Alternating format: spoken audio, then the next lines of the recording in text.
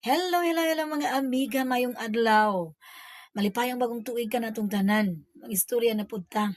Aniya na usab ako mag-share kaninyong sugilanon. Ug kining sugilanon nga akong i-share ninyo karon, naguluhan kini og Surya.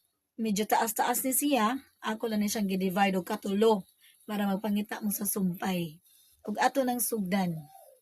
Surya, Surya, Surya, tumigbaw ug tumigbabaw ka.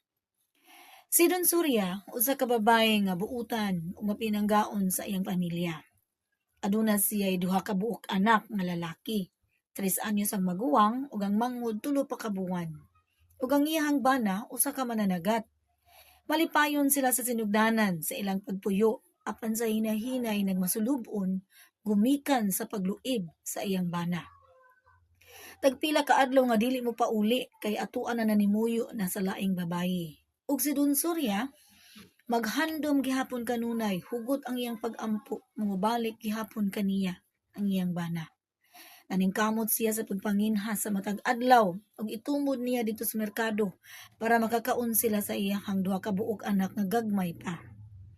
Ug usa ka hapon ni ana naabot ang iyang bana ning pauli ug ning ingon, Surya, pagdigamo, lutua kining isda nga akong dala, kay manglakaw kita.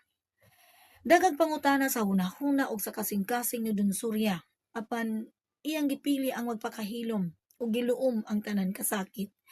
Usa ra gyud ka pangutana ang ninggawa sa iyang baba. Asa man kita padulong?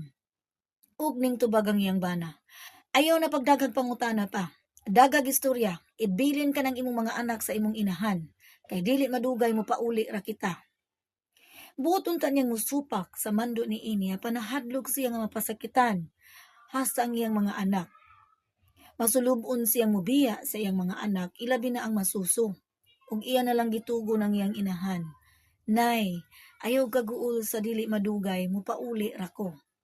Ug tuod man nang lakaw sila, iyang gipanginano ang dalan. Ug ang dalan padulong sa dagat, ibati siya kahupay tungod kay nasinati niya ang maong dapit. Surya sakay sa sakayan. Buot tabod unta niya musupak sa mando ni ini apan nahadlok siya ug unsay madangatan kaniya. Surya, tabangi ko sa pagbugsay. Surya, adunay dakong bawod. Mao kini ang mga pulo nga iyang nabati sa dihang natikyaob ang sakayan nga ilang gisakyan taliwala sa laod. Nabungol siya tungod sa kalit nga panghitabo. Naigo ang iyang ulo sa bugsay nga iyang gigunitan ug kadaling nawala ang iyang panimuot. Ug tungod sa adunay nisampit sa iyang pangalan,